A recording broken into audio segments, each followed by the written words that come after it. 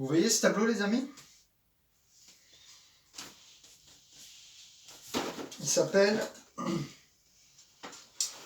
la castration. Alors, la castration, c'est un tableau que j'ai fait en 2021, peinture à l'acrylique, et que j'ai exposé en 2022.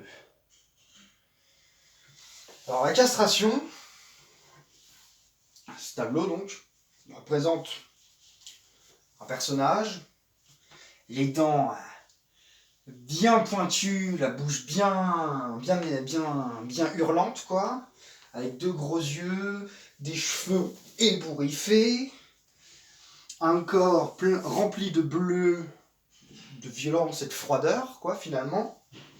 Et surtout, il y a une bite. Là, il y a une bite. Et là, je vais vous raconter l'histoire de ce tableau, parce qu'il a fait scandale à l'échelle locale, hein, attention, à une échelle locale. Hein. Il a fait scandale et pendant un an, j'ai eu la réputation d'être un artiste obscène.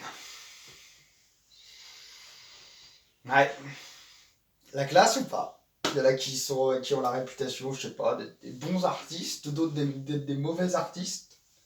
Et moi, ma réputation pendant une année, ça a été artiste obscène. La classe.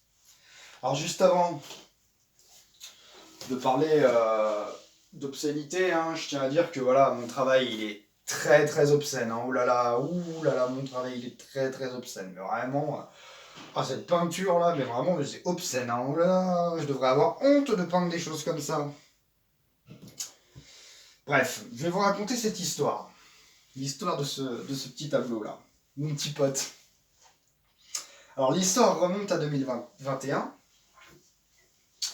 Et en fait, en 2021,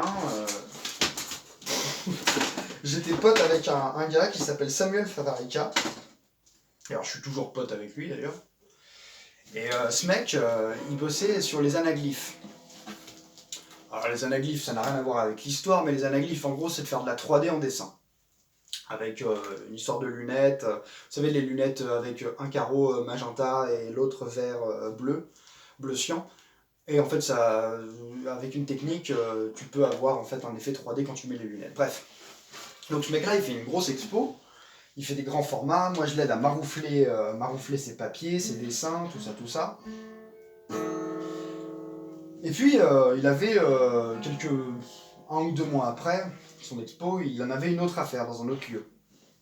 Et il était pas chaud du tout parce que il avait déjà géré une grosse expo. Il avait grave la flemme, le mec, tu vois. Et donc mon pote Favarica, il me dit wow, cette expo là, elle m'a bien vidé psychologiquement et en termes d'énergie. J'ai envie de me retrouver un peu peinard. Écoute Théo, donc moi, prends le créneau frérot. Je dis écoute, si tu me files un créneau d'exposition, moi je vais le prendre, tu vois. Vas-y, pas de soucis quoi. Donc je prends son créneau. Il faut savoir qu'au moment où il me dit vas-y, prends le créneau et tout, c'était quoi 3 jours avant l'expo, quoi. 3 jours avant l'accrochage. Donc le mec, il avait jamais vu mon travail, le mec qui filait son lieu, il avait jamais vu mon gratin. Favarica, il arrive, il lui dit ouais, finalement, c'est pas moi qui vais faire l'expo, c'est le mec à côté là, et tout. Moi je suis là en mode ouais, salut, ça va, c'est moi, et tout. Et en fait, voilà, ça se passe quoi. On accroche, machin. Le mec s'attendait à des anaglyphes, il s'est retrouvé avec de l'art naïf. Ça finit en if, c'est déjà pas mal. Et faut savoir qu'en fait, son lieu, c'est un long couloir. C'est une sorte de très long couloir. Et tout au fond, donc à l'entrée, donc là il y a l'entrée, et tout au fond, il y avait ça. Donc c'est-à-dire que vraiment, l'un des premiers tableaux que tu vois quand tu rentres dans le machin, c'est ce truc. C'est ce truc et il est en fond, quoi. Il est vraiment comme ça. Donc le vernissage se passe. Il y a plutôt pas mal de monde au vernissage. Je suis assez content. Et puis, j'entends vite fait des gens un petit peu râler par rapport à ce tableau, parce que oh là là, il y a une bite, oh là là, c'est pas positif, machin, machin. Bon, moi, vraiment, la question de l'art, il faut faire des trucs très beaux, très mignons tout le temps. Je pense que vous commencez à comprendre, si vous suivez un petit peu cette chaîne YouTube, vous commencez à comprendre ma mentalité. L'art, c'est pas forcément. Enfin, je veux dire, on n'est pas forcément tout le temps joyeux, quoi, ou joyeuse. Donc, si on a envie de faire un truc cradingue, sale, violent, on peut le faire. L'art permet tout. À mes yeux, hein, c'est comme ça que je pense les choses. Et donc du coup, bah voilà, parfois il y a des tableaux, voilà, des petits oiseaux, des petits pupious, voilà, des petits oiseaux, des petits pupious, des machins, et puis des fois, voilà, j'ai envie de faire un truc un peu plus cradingue, bah, je fais un truc un peu plus cradingue, et je fais un mec, et je fais un personnage qui, voilà, qui est en mode bite à l'air, et qui hurle, quoi, normal, quoi, tu vois, genre, écorché vif, quoi, normal, quoi, c'est de l'art. Et donc du coup, bah, je me retrouve avec cette réputation, parce qu'il y a une bite à l'air, une réputation d'être un artiste obscène. Alors bon, moi ça me va, hein, écoute, hein, moi je m'estime être dans une certaine lignée, on va dire sans prétention, attendez, hein, pensez pas que je suis prétentieux en disant ça, mais je me trouve dans une lignée assez influencée par les Antonin Artaud, par les Gabriel Witkop, par les Hermann Nietzsche, par toute cette lignée d'artistes considérés comme maudits, déviants, bizarres, curieux, outsiders, art cru, art brut, art naïf, machin, machin, machin, quoi. Enfin, toute cette lignée-là, c'est une lignée qui m'inspire. Donc, bah, moi, je suis en mode, bah, cool, je suis un artiste obscène, de la classe. Et en fait, les gens, bah, moi, j'ai revu des gens là récemment, et qui m'ont encore dit, putain, le tableau de la bite là, c'est dingue parce que à ton échelle, tu vois, à ton échelle locale d'artiste inconnu dont tout le monde s'en branle de son travail et tout, bah en fait, t'as vraiment fait écho parce que les gens voulaient pas voir ça. Et en fait, ça m'a posé plein de questions à la base parce que bah, moi personnellement, je pense que dans l'art, on peut tout dire et que à partir du moment où ce que tu fais ne fait pas de mal aux autres, tu peux tout montrer. Et de toute façon, un film, une musique, une peinture, un dessin, euh, toute forme d'art, une pièce de théâtre, quoi que ce soit, à partir du moment où tu fais pas souffrir autrui, c'est relativement ok. Ça, à mes yeux, c'est relativement ok. Donc tu peux tout montrer. Si tu veux vraiment faire une pièce de théâtre qui parle de sujets morbides et glauques, tu peux le faire. Tout dépend du traitement et de comment tu traites le sujet, quoi, c'est tout. Et donc du coup, bah, pour moi, cette peinture, elle est innocente. Tu vois. Elle représente, elle retranscrit une forme de violence, certes, mais elle est innocente. Alors pourquoi? C'est la question aussi que je vous pose. Quel est votre rapport à l'obscénité dans l'art?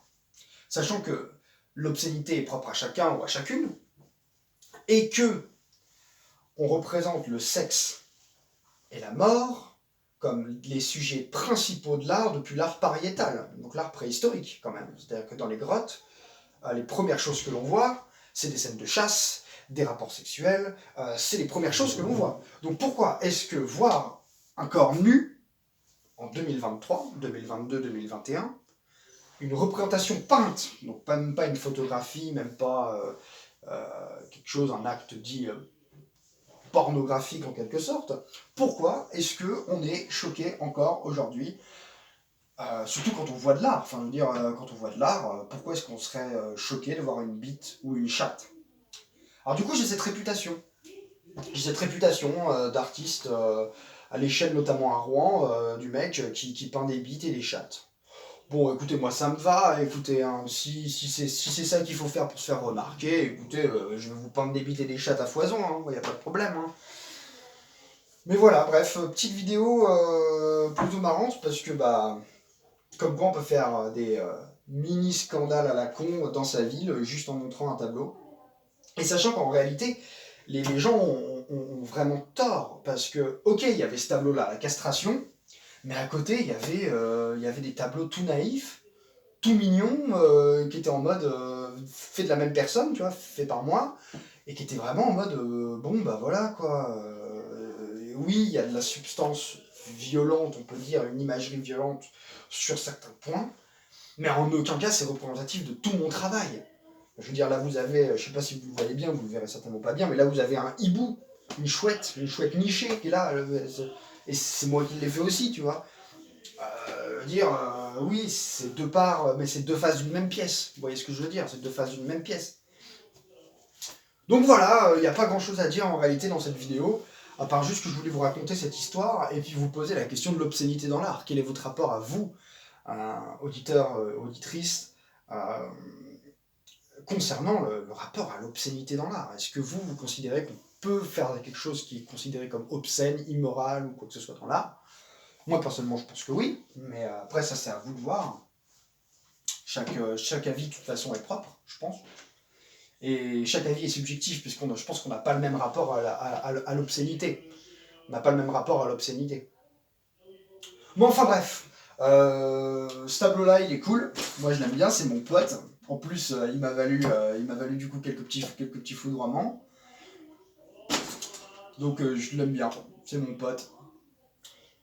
Si jamais vous le voulez chez vous, pour